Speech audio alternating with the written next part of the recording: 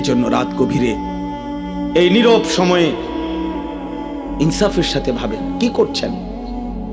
30 বছর ধরে যারা সুদ খান, এই সুদখোর হারামখোর, আপনি কি করছেন?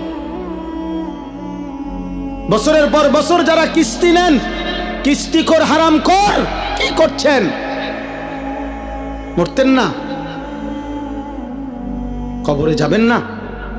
তোমরা যারা এক ওয়াক্ত নামাজ পড়ো নাই বাবা, এই আব্বা, আজকের সারা দিন যারা এক ওয়াক্ত নামাজ পড়লা না, আবার রাত ভর যারা নারী ছবি উলঙ্গ দৃশ্য দেখো, তো প্রতিবার নর্তকী দেখলে, হারাম ছবি দেখলে বীর্যপাত হয়, শরীর নাফাক হয়। আর আল্লাহর নবী বলছে, চোখ দিয়া হারাম ছবি দেখলেও জিনা, দিল দিয়া ভাবলেও জিনা, আর নিজের হাত লজ্জাস্থানে ব্যবহার করে নাপাক নষ্ট করলে তাও জিনা। আর আল্লাহর নবী বলছে, এই জিনাকার, এই ব্যভিচারী, মালউন, অভিশপ্ত। নবীজি বলছে যে জিনা করে সে মুমিন থাকে না। লা ইয়াজনি জানি হিনা ইয়াজনি ওয়া হুয়া মুমিন। সারাদিনে এক ওয়াক্ত নামাজও পড়লা না, রাতভর ছবি নারী অস্থি দৃশ্য দেখে শরীর নাপাক করে এই যে শুয়ে রইলা, যদি আর ঘুম না ভাঙে, এই রাত যদি আর ভোর না হয়, হ্যাঁ, তো তোমার মৃত্যু কিসের উপরে হইল? তো তোমার আখিরাত কি হবে?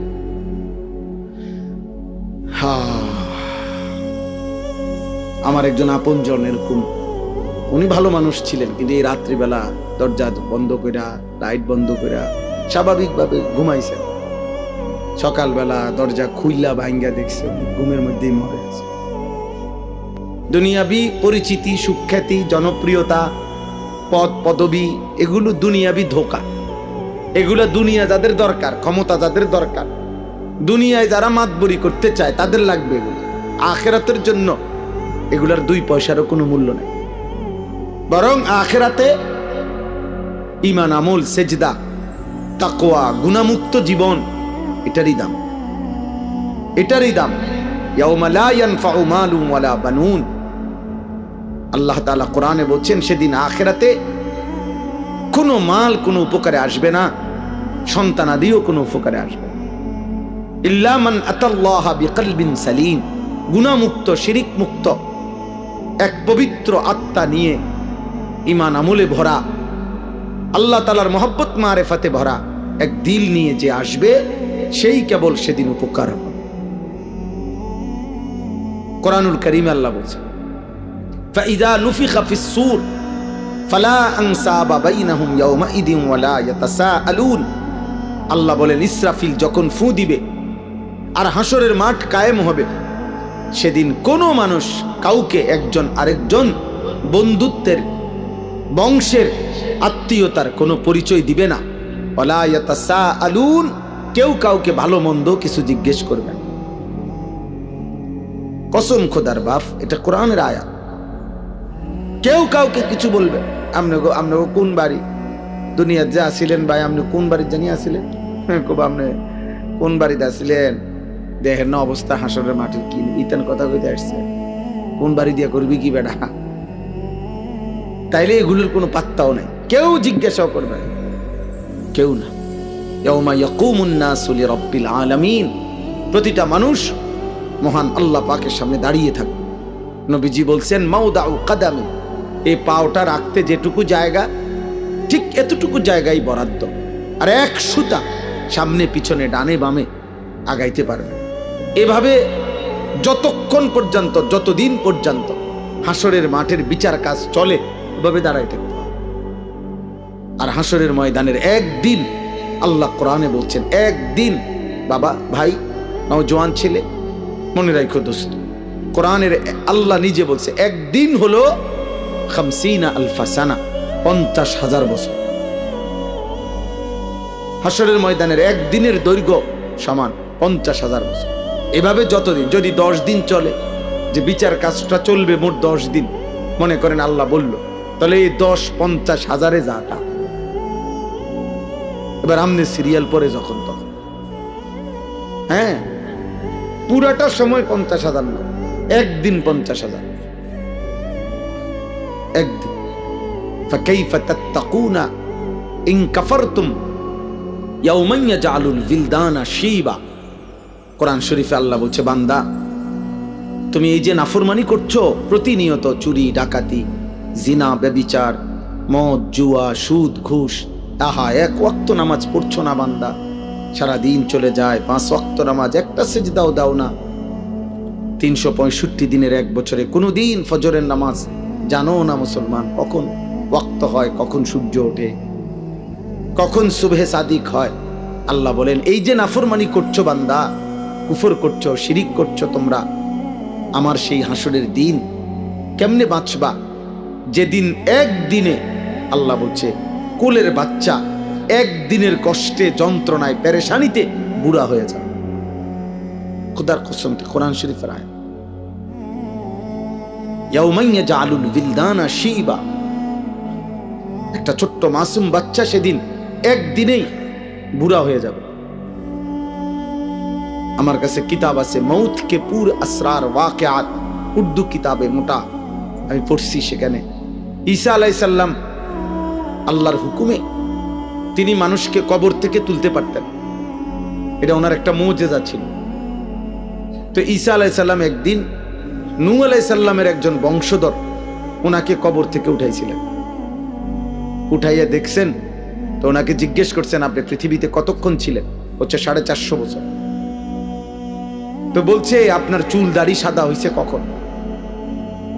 ওই কিতাবে লিখছে নূহ আলাইহিস সালামের বংশধর বলছে, হে নবী ঈসা, 450 বছর দুনিয়ার হায়াতে কোনোদিন আমার চুল দাড়ি সাদা হয় নাই, কিন্তু শুধু কেবল মালাকুল মউত আজরাইল যখন জান কবজ করে ওই মুহূর্তে যে মৃত্যুর যন্ত্রণাটা হয়েছে, ওইটুকু যন্ত্রণায় ওই কয়েক মিনিটেই আমার 450 বছরের কালো চুল সাদা হয়ে গেছে। ওয়াজাআত সাকরাতুল মাউত বিল হক। আল্লাহ তাআলা কোরআনে বলছে, বান্দা সত্য সত্য মৃত্যুর যন্ত্রণা আসবে বান্দা, সে বড় কঠিন বান্দা। ঈমানদার হইলে তো সহ্য করার ক্ষমতা থাকবে, কিন্তু নাফরমান হইলে 900 বছরের সুখ এই 1 সেকেন্ডের মৃত্যু যন্ত্রণা ভুলিয়ে দেবে। কিতাবের মধ্যে আছে, আমরা নিজে পড়ছি, নবীজির একজন বিখ্যাত সাহাবী আমর ইবনুল আস, অনেক বড় একজন সাহাবী ছিলেন রাদিয়াল্লাহু তাআলা আনহু। ওনার মৃত্যুর পূর্বে ওনার সন্তান আব্দুল্লাহ, তিনি ওনার আব্বাকে জিজ্ঞেস করছিলেন এই সাহাবীকে, যে আব্বা এই মুহূর্তে আপনি নবীর শ্রেষ্ঠ সাহাবী, বড় সাহাবী, আপনি মিশর বিজয়কারী সাহাবী, এই সাহাবী মিশর বিজয় করেছিলেন, আপনি এই মুহূর্তে মৃত্যুর পূর্বে আপনার সাকরাতুল মাউত মৃত্যুর যন্ত্রণাটা কেমন হচ্ছে আপনি একটু বলবেন? তখন ওই বাবা নবীর সাহাবী ওনার সন্তানকে বলতেছিলেন, ইয়া বুনাইয়া কাআন্না জিবালাদ দুনিয়া আলা সাদরি, হে আমার সন্তান, কসম খোদার বাপ, আমার মনে হচ্ছে মৃত্যু যন্ত্রণার এই মুহূর্তে পৃথিবীর সমস্ত পাহাড় আমার বুকের উপরে চাপ দিয়ে রাখছে। ওই ছেলে, ওই ওঠো, মোবাইল বন্ধ না করতে বলে সরে যাও, ওঠো তো, এটা ধরে রাখছো কেন? বন্ধ করলে তো তুমি পকেটে নাও, এটা এটা এমনি দ্বারা কি বোঝা যায় না এটা যে তুমি নিজে নিজে কথা শুনলা কেন? জি আমার এটা ইচ্ছা করে আমি কষ্ট দিই, হয়তো ধমকটা দিলাম, এটার উদ্দেশ্য ভাইয়া তোমার ফায়দা, তুমি তাকায়া শোনো, দেখবা ফায়দা হবে। এ তো মালিকের কথা, রবের কথা, আল্লাহর ওয়াদা, এটা ফাসতামিউ লাহু ওয়া আনসিতু, আদেশ। আল্লাহ বলছে আমার বান্দা আমার কথা মনোযোগ দিয়ে শোনো, চুপ থাকো, লাআল্লাকুম তুরহামুন, আমি আল্লাহ ওয়াদা দিলাম তৎক্ষণাৎ তোমার উপরে রহমত বর্ষিত। কসম খোদার, এটা কোরআন শরীফের আয়াত। আল্লাহ বলছে আমার কথা যখনই বলা হয় তুমি চুপ থাকবা, মনোযোগ দিয়ে শুনবা, তোমার উপরে রহমত বর্ষিত হবে। রহমত বর্ষিত হবে মানে আল্লাহ তোমাকে আমলের তৌফিক দিবে, আল্লাহর কথা মানার যোগ্যতা দিবে। আগে দেখবেন এই আপনাদের আমলে, মুরব্বীদের আমলে, আগে যখন ওয়াজ করতো হুজুররা, মুরব্বী হুজুররা আমাদের, ওনারা বলতো কথা, বয়ান কুদ্দুর ফরপরে কইতো, গভীর মনোযোগ কইতো না, কথা দিলের কান দিয়ে শোনেন, আগে এটা বলতো, মানে মনোযোগ দিয়ে শোনেন, আল্লাহর কথা দোস্ত, একদিনে সবাই বদলাবে না। একদিনে কেউ জুনায়েদ বাগদাদি হয় না, একদিনে কেউ বাইজিদ বোস্তামি হবে না। উনি নিজেও একদিনে হয় নাই। বাইজিদ বোস্তামি একদিনে বাইজিদ বোস্তামি হয়ে গেছে। আব্দুল কাদের জিলানী একদিনেই এত বড় আউলিয়া হয়ে গেছে। তাইলে ওনারাও মেহনত করছে, ওনারাও রাতের পর রাত, দিনের পর দিন আল্লাহকে ডাকছে, কানছে, চোখের পানি ফেলছে। তো বিনিময় আল্লাহ তাআলা তাদেরকে সাইয়্যিদুল আউলিয়া বানায় দিয়েছে, আউলিয়াদের সর্দার বানায় দিয়েছে। এজন্য আল্লাহর কথা দিল দিয়া শুনবে। তোমরা অনেক ছেলে আছো যারা কোনোভাবেই মনে করতেছো বাবা, কোনোভাবেই আল্লাহর কথাকে পাত্তা দাও না। মনে রাখো আব্বা, এটা বাস্তব কথা হইল, এটা তোমার কিন্তু সুখের চিহ্ন না, তোমার উপরে আল্লাহর লানত, বদনসিব। আমার ভাই, আমার কথা মনে করো।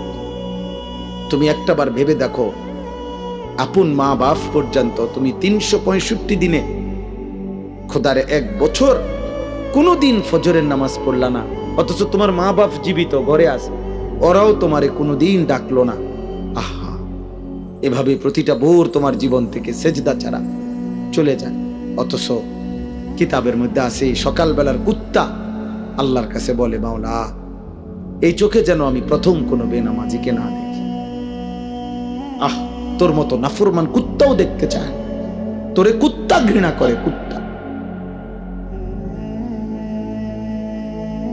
কার জন্য সাজলি বেটা? কি এর পাউডার লাগাইছো? কিসের চুলের ফ্যাশন করছো? কে দেখে তোমাদের এই চুল চেহারা?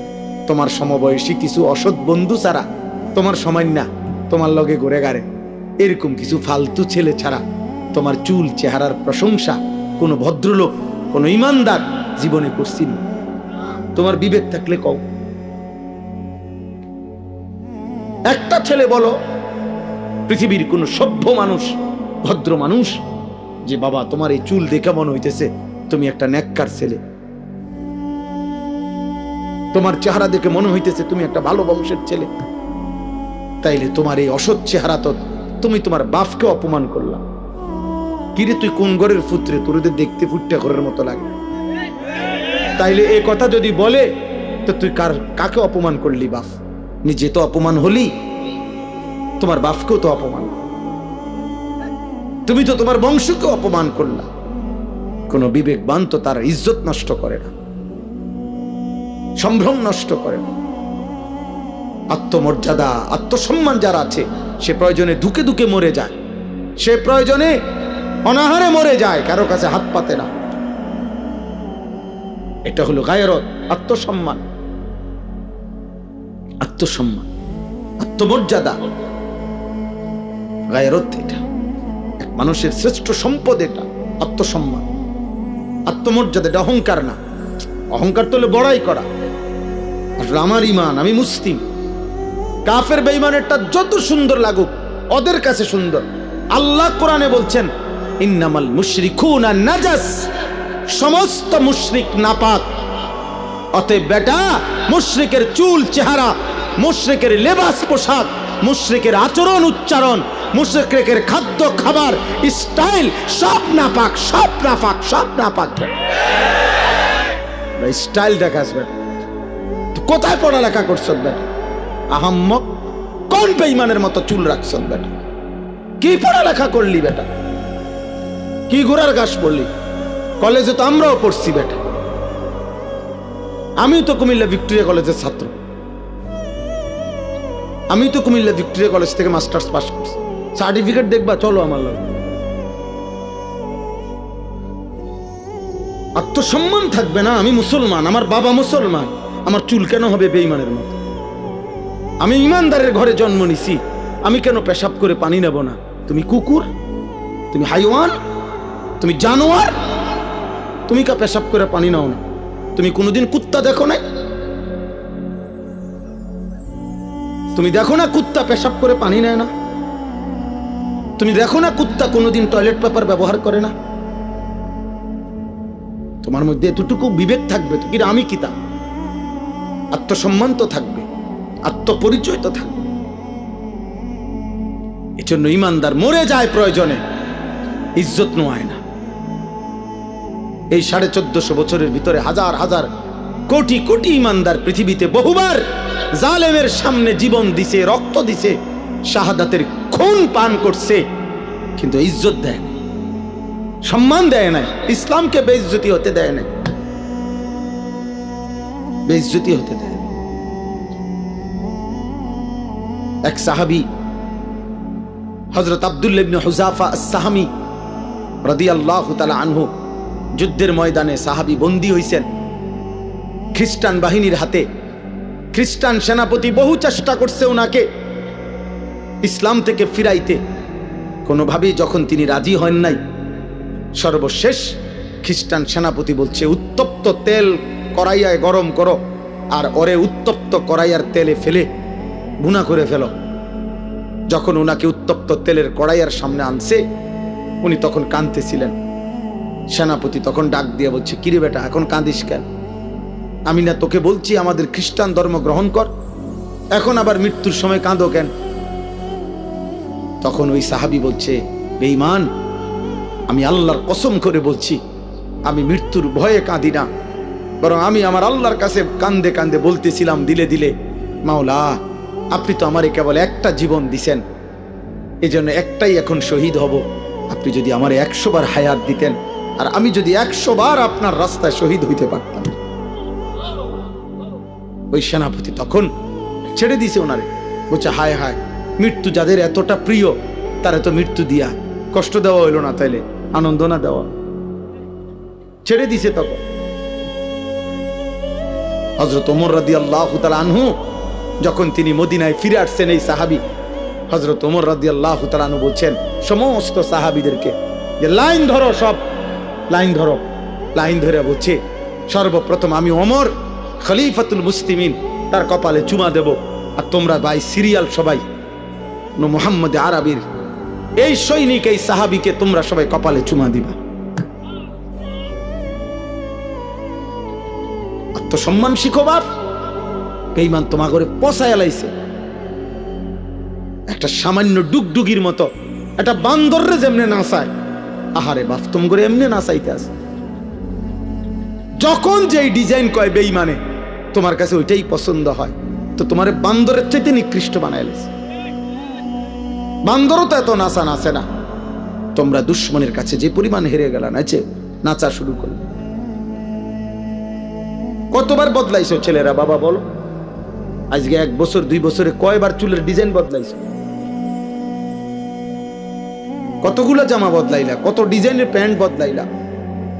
কই আমরা তো আলহামদুলিল্লাহ বুঝ হওয়ার পর থেকে আমরা মাদ্রাসাওয়ালারা আলহামদুলিল্লাহ আর কোনোদিন এই জামা পোশাক টুপি এই দাড়ি টুপি বদলাইনি। আমরা বিশ্বাস করি কলিজা দিয়া যে এই টুপি এই দাড়ি এই চুল চেহারা এই লেবাস পোশাকের সাথে আমার নবী সাল্লাল্লাহু আলাইহি সাল্লাম সাহাবায়ে কেরামের সম্পর্ক আছে, আমার সনদ আছে। আমাদের সমস্ত পাঞ্জাবি টুপি লুঙ্গির সনদ আছে যে নবীজি সাল্লাল্লাহু আলাইহি সাল্লাম এগুলো পরতেন, সাহাবারা পরতেন। তোমার চুলের সনদ কও, তোমার সিবা প্যান্ট কে পরছে পৃথিবীতে প্রথম? তুমি কও, হ্যাঁ কও, তুমি কও না আব্বা। বলে আমার এই ডিজাইনের চুল সর্বপ্রথম পৃথিবীতে যিনি রাখছেন তিনি হলেন এমন বড় দার্শনিক পণ্ডিত, এত বড় মহামানব যে যিনি আটলান্টিক মহাসাগর জায়গার থেকে সরাই লেছে। কথা কও, একটা গুণ বলো বেটা, অপদার্থ কোথাকার। জন্মেরও তো ঠিক নাই ওইগুলার। যাদের চুল কাটিং নিছ তাদের অসংখ্য ব্যক্তিত্ব জন্মেরও ঠিক নাই, বংশেরও তো ঠিক নাই, কোন জাত ফাতা তো নাই বেটা। এত কাপুরুষালী কেন বেটা? তোমাদের কারণে হেরে গেলাম আমরা বেটা। মুসলমানের কিশোর নওজোয়ান, মুসলমানের যুবক, তোমাদের কারণে হেরে যাচ্ছি আমরা। নাইতে ইহুদি ইসরায়েলের কুত্তারা 1 কোটি না বেটা, 1 কোটিও না, 1 কোটির চাইতে কম ইসরায়েলের বেঈমানরা। গোটা ইসরায়েলের জনগোষ্ঠী 1 কোটি নয়, 92 থেকে 97 লাখ মাত্র, মাত্র 1 কোটি না, 1 কোটি বেঈমান।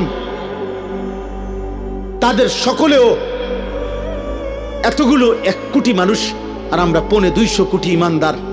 আমরা কেন হেরে গেলাম বারবার? আমাদের পূর্বপুরুষরা তো আমাদেরকে লজ্জা দিবে।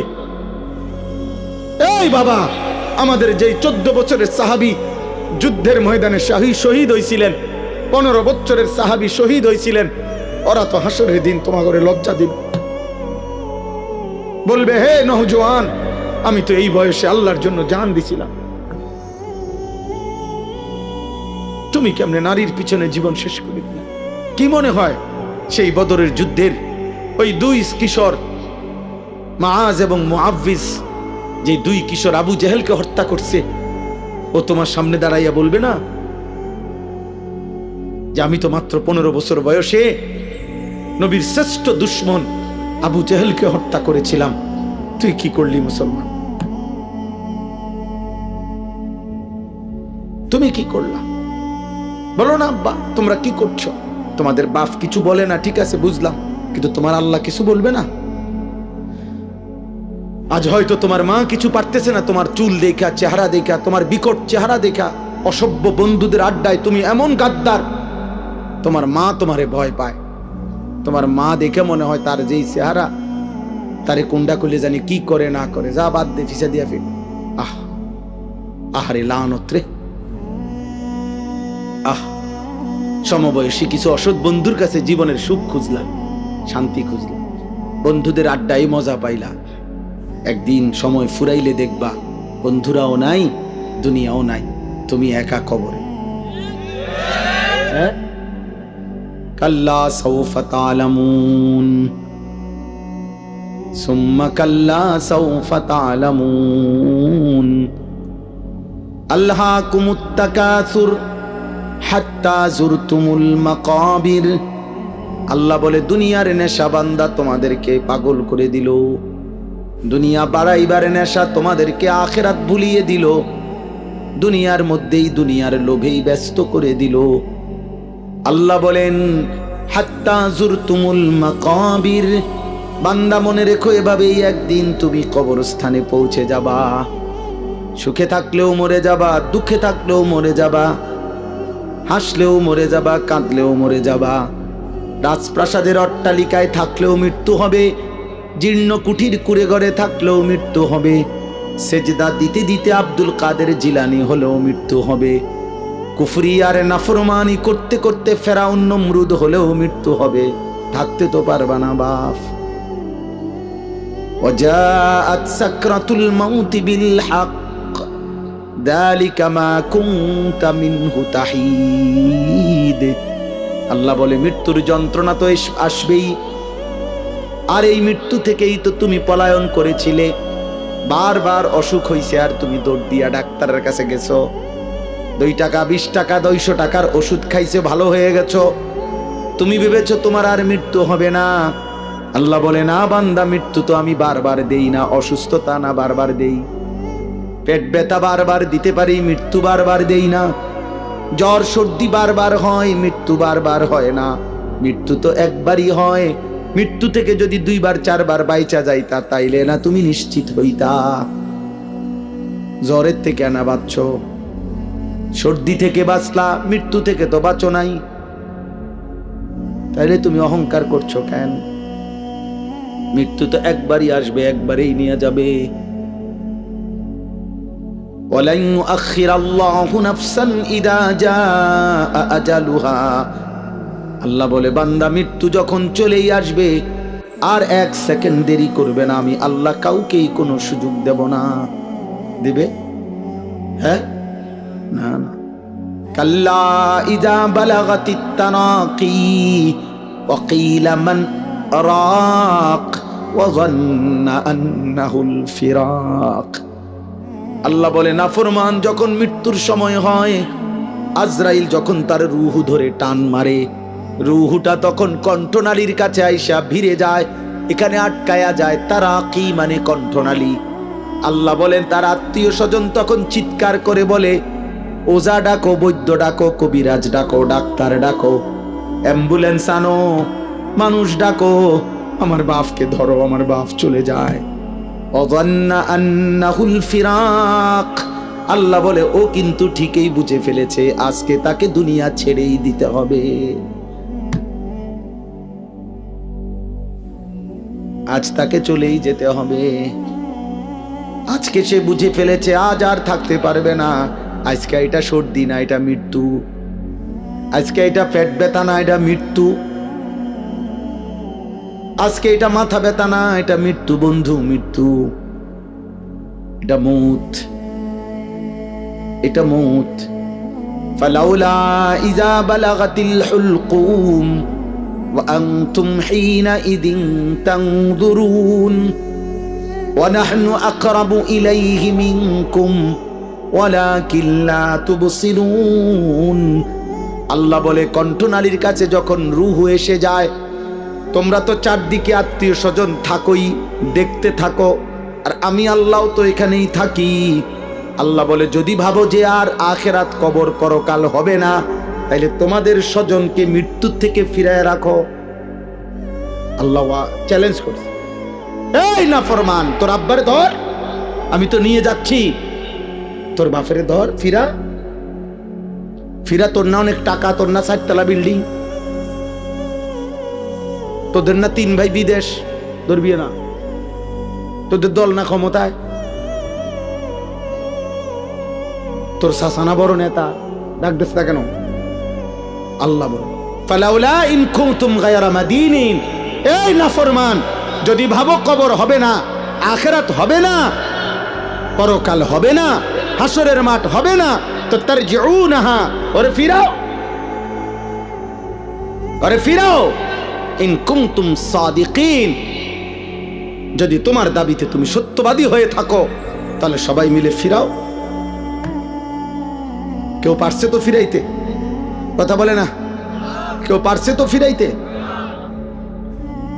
এই জন্য রাত গভীরে এই নীরব সময়ে ইনসাফের সাথে ভাবেন কি করছেন। 30 বছর ধরে যারা সুদ খান, এই সুদখোর, হারামখোর, আপনি কি করছেন? বছরের পর বছর যারা কিস্তি নেন, কিস্তিখোর, হারামখোর, কি করছেন? মরতেন না? কবরে যাবেন না? তোমরা যারা 1 ওয়াক্ত নামাজ পড়ো নাই বাবা, এই আব্বা, আজকের সারা দিন যারা 1 ওয়াক্ত নামাজ পড়লা না, আবার রাত ভর যারা নারী ছবি, উলঙ্গ দৃশ্য দেখো, তো প্রতিবার নর্তকী দেখলে, হারাম ছবি দেখলে বীর্যপাত হয়, শরীর নাফাক হয়। আর আল্লাহর নবী বলছে, চোখ দিয়া হারাম ছবি দেখলেও জিনা, দিল দিয়া ভাবলেও জিনা, আর নিজের হাত লজ্জাস্থানে ব্যবহার করে নাপাক নষ্ট করলে তাও জিনা। আর আল্লাহর নবী বলছে, এই জিনাকার, এই ব্যভিচারী, মালউন, অভিশপ্ত। নবীজি বলছে যে জিনা করে সে মুমিন থাকে না। লা ইয়াজনি জানি হিনা ইয়াজনি ওয়া হুয়া মুমিন। সারাদিনে 1 ওয়াক্ত নামাজও পড়লা না, রাতভর ছবি, নারী, অস্থি দৃশ্য দেখে শরীর নাপাক করে এই যে শুয়ে রইলা, যদি আর ঘুম না ভাঙে, এই রাত যদি আর ভোর না হয়, হ্যাঁ,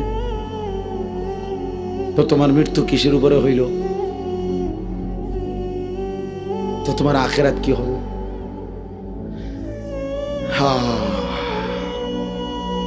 আমার একজন আপনজন এরকম, উনি ভালো মানুষ ছিলেন, কিন্তু এই রাত্রিবেলা দরজা বন্ধ কইরা, লাইট বন্ধ কইরা স্বাভাবিকভাবে ঘুমাইছেন। সকালবেলা দরজা খুইলা ভাঙ্গা দেখছে ঘুমের মধ্যেই মরে গেছে। এমনি ছাড়াও কোনোদিন কোনো দুশ্মনের আঘাতে, মিজাইলে, এরকম কত ফিলিস্তিনি বাচ্চা, কত গাজার বাচ্চা, গাজার মা, গাজার বোন, কত ইমানদার ঘুমের মধ্যে বোমার আঘাতে, মিজাইলের আঘাতে উড়ে যায় না? কথা বলে না? তেমন আর কারো উপরে হইতে পারে না। এজন্য বন্ধুদের খপ্পরে পড়ে নষ্ট হইও না বাপ। অসৎ বন্ধু, অসৎ বন্ধু তোমারে হাসি দিয়া দুর্বল করে দিব। অসৎ বন্ধুর খপ্পরে নষ্ট হইও না বাপ। সমবয়সী সব সময় দুষ্ট হয়, অধিকাংশ। সমবয়সী যদি চরিত্রহীন হয়, ওর বন্ধুত্ব বিষের চাইতেও ক্ষতিকর। তোমার সময় না আর কি, ওই যদি বেনামাজি হয়, ওই যদি চরিত্রহীন হয়, লম্পট হয়, তাহলে ও তোমারে শেষ করে দিবে। ও তোমার শেষ পর্যন্ত নারীর ফাঁদে, মদের ফাঁদে, জুয়ার ফাঁদে ঢুকাইয়াই ছাড়ে। তোমারে চরিত্রহীন বানাবেই বানা, কারণ শয়তান তার সাথে সওয়ার থাকে। এজন্য কোরআনুল কারীমের মধ্যে আছে একেবারে স্পষ্ট কোরআন শরীফের আয়াত, কিয়ামতের দিন নাফরমান পাপী নিজের আঙ্গুল নিজের দাঁত দিয়ে এরকম কামড়াইতে কামড়াইতে বলবে, ইয়া লাইতানি লাম আত্তাখিজ ফুলানান খলিলা, হায় আফসোস আমি যদি তাকে বন্ধু না বানাইতাম, যে আমাকে মন্দ পথে নিছে, যে আমাকে অসৎ রাস্তা নিছে। কোনো মদখোর নিজের থেকে শুরু করেন, একজনও না তাকে কোনো বন্ধু মদের আড্ডায় নিছে।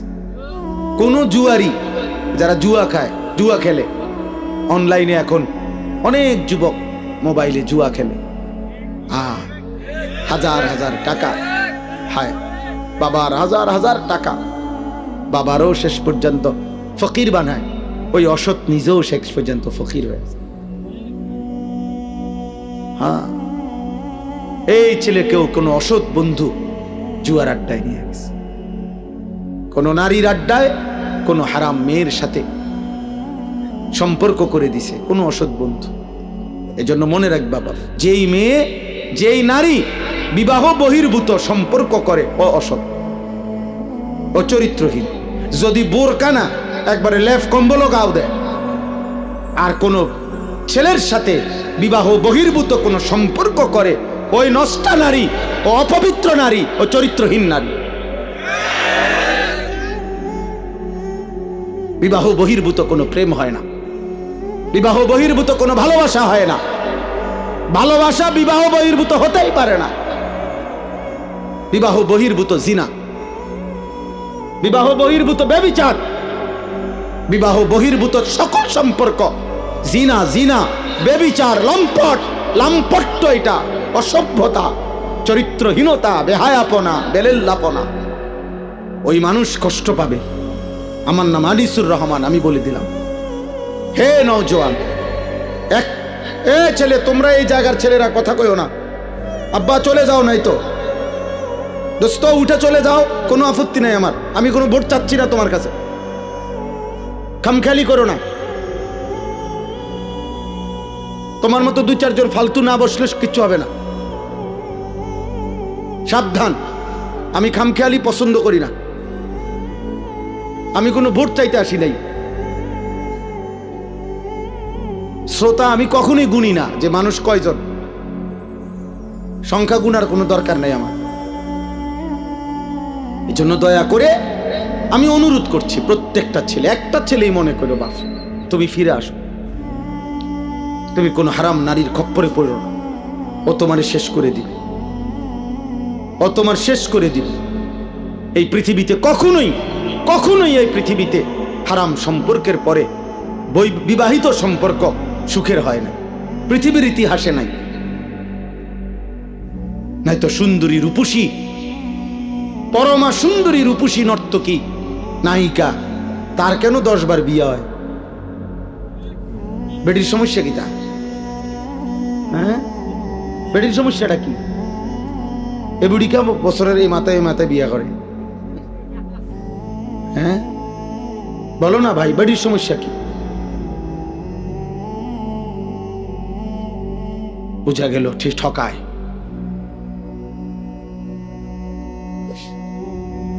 এজন্য আমার অনুরোধ, অনেক বয়স্ক বাবা চাচা আছে, এর চাইতে বেশি আর বলতে পারলাম না, কিন্তু এটাই সত্য আব্বা, নারী পুরুষের হালাল চাহিদা আল্লাহ তাআলার দান। এই নিয়ামত যদি না থাকতো, নারী পুরুষের স্বাভাবিক হালাল চাহিদা, তো মানব প্রজন্ম তো আসতো না। আমিও তো, তুমিও তো এক পবিত্র মা বাবার ভালোবাসার ফসল। আমার মা বাবার পবিত্র ভালোবাসা না থাকলে আমি হইতাম কেমন? তোমার মা বাবার পবিত্র ভালোবাসা না থাকলে তুমি হইতা কেমন? কাজেই নারী পুরুষের, স্বামী স্ত্রীর পবিত্র এই হালাল চাহিদা, এ তো ঠিক আছে, আর সেটা তো হালাল ভাবে পূরণের ব্যবস্থা আল্লাহ যেহেতু আদম হাওয়া থেকে শুরু করে এই পর্যন্ত করছেন, তোমার বেলায়ও হবে, অপেক্ষা করলেই হলো। এর জন্য নষ্ট হয়ে যাওয়ার কি আছে? একজন মানুষ কতজন নারী দরকার? তোমরা এক একটা ছেলে দিবানিশি যে সমস্ত নারী দেখো ছবি, কয়জন তোমার দরকার? আর তুমি যা দেখো নারী ছবি, তো তোমার কল্পনায় যা আসে সেটা কি কি চাচ্ছ? অশ্লীল ছবি দেখে, বেহায়া নারী, রাস্তার বেপর্দা নারী দেখে তুমি কি চাও? তার থেকে চাচ্ছটা কি? জিনা। সুযোগ চাচ্ছ যদি বেবিচারের সুযোগ পাইতা, জিনার সুযোগ পাইতা যদি, তো ঠিক আছে জেনা হলো, এরপরে যদি সন্তান হয় তো ওর পরিচয় কি হবে? এরপরে যদি পৃথিবীর অন্য কোনো কাজ করো তো হৃদয়ের মধ্যে বিবেকের দংশন থাকবে না, আমি কি অপরাধ করলাম? হ্যাঁ, এ কথা কি আর মনে পড়বে না কখনো? মানুষের কর্ম না সরে যায়, স্মৃতি তো সরায় না। বুঝেন নাই কথা? হাত পা অঙ্গ প্রত্যঙ্গের কোনো না কোনো কর্ম এটা শেষ হয়ে যায়, কিন্তু এই যে হৃদয়ে যে স্মৃতি জমে এটা সরে না। এটা সরে? মানুষ চোখে যা দেখে তা হৃদয়ে জমা হয়, সারা অঙ্গ যাই করে হৃদয়ে জমা থাকে। এই জন্য মনে করেন তো একজন, আমি যেমন আজ থেকে 35 বছর আগে প্রাইমারি স্কুলে পড়ছি, তো আমার প্রাইমারি স্কুলের বন্ধুদের অনেকের নাম আমার এখনো মনে আছে। এখন যদি নামটা মনে করি তাদের পুরা চেহারা ভেসে ওঠে। অথচ আমি আজ 35 বছরে তা করে আর কি করি নাই, তো হৃদয়ের স্মৃতি তো সরে না। তো তুমি এই হারাম সম্পর্কের কথা, চরিত্রহীনতার কথা কেমনে ভুলবা? তো এটা তো তোমাকে দুকে দুকে নষ্ট করে দিবে। অতএব ফিরতে হবে, ফিরতে হবে, চেষ্টা করতে হবে বাপ, নিজের হেফাজত করতে হবে। আল্লাহর নবী সাল্লাল্লাহু আলাইহি সাল্লাম বলেন, উম্মত তুমি তোমার জবান হেফাজত করো, তুমি তোমার লজ্জাস্থান হেফাজত করো, আমি মুহাম্মদের রাসূল তোমার জান্নাত হেফাজত করব। মান ইয়াদমান লি মা বাইনা লাহইয়াইহি ওয়া মা বাইনা রিজলাইহি আদমান লাহুল জান্নাহ। আমি তার জান্নাতের জামিন। জবান দিয়া গুনাহ করবা না, মানে কোনো গীবত, শিকায়েত, হারাম, গালি, মন্দ কথা বলবা না, তোমার জবান দিয়া কাউরে কষ্ট দিবা না, আর লজ্জাস্থান হেফাজত করবা। আমি মুহাম্মদ সাল্লাল্লাহু আলাইহি সাল্লাম তোমার জান্নাতের জামিন, আমি তোমার জান্নাত ঠিক রাখবো। তুমি আসবা, আমি রাসূল জান্নাত বুঝায় দেব।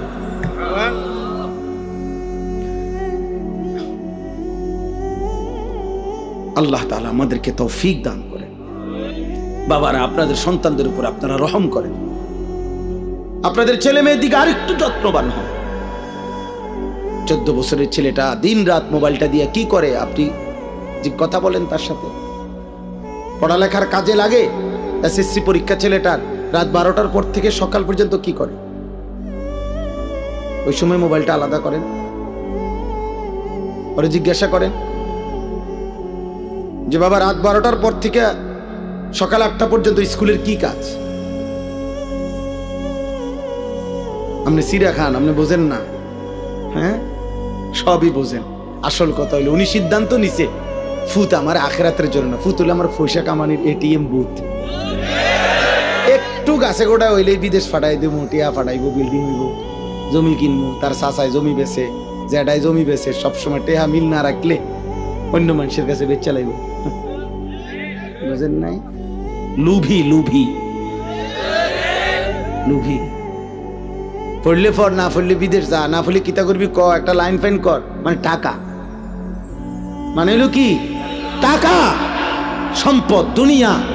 দুনিয়া তো শুধু দুনিয়া না বুঝাইলেন, ছেলে মেয়ে, বউ বাচ্চা, নাতি নাতনি দিয়া দালান, বিল্ডিং, ঘর বাড়ি, পরিবারের এই টাকা পয়সার না বুঝ দিলেন, আখিরাত পেয়ে গেলেন,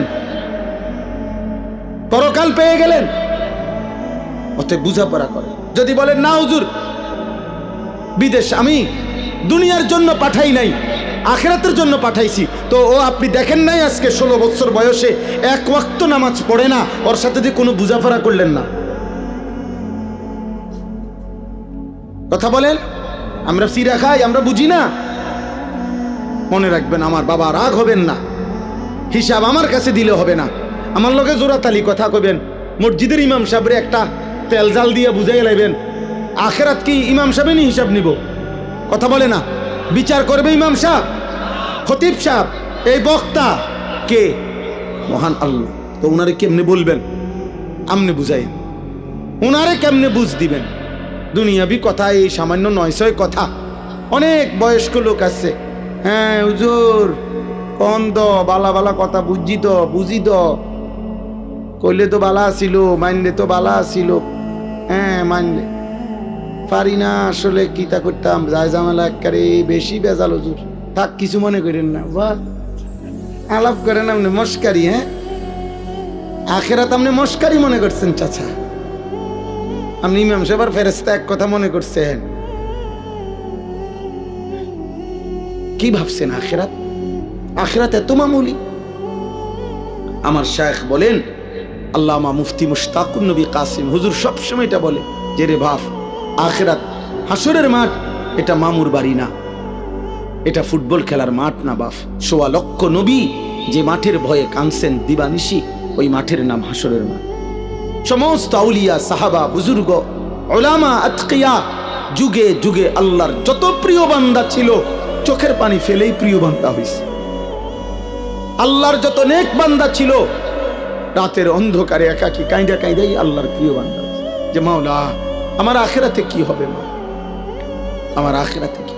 হযরত সালমান ফারসি তাফসীরের মধ্যে আছে, আল্লাহ তাআলা যেদিন কোরআনের আয়াত নাজিল করছেন, ওয়াকুদুহান নাস ওয়াল হিজারা, জাহান্নামের আগুনের লাকড়ি হবে মাটি এবং পাথর, মানুষ এবং পাথর, এই মানুষ হবে লাকড়ি। এই আয়াত যেদিন নাজিল হয়েছে, তাফসীরে আছে হযরত সালমান ফারসি 3 দিন লাগাতার কাঁদছে আর এক কথাই বলছে, মাওলা আমি যদি জাহান্নামের লাকড়ি হই, আমি কেমনে জ্বলবো, আমার কি হবে, আমার কি হবে, আমার কি হবে। 3 দিন পরে নবীজি শুনে সালমান ফারসিকে সান্ত্বনা দিয়ে বলছে, সালমান তুমি কেঁদো না, আমি মুহাম্মদ সাল্লাল্লাহু আলাইহি সাল্লাম, আমি সাক্ষ্য দিচ্ছি জান্নাত তোমার জন্য অপেক্ষা করছে।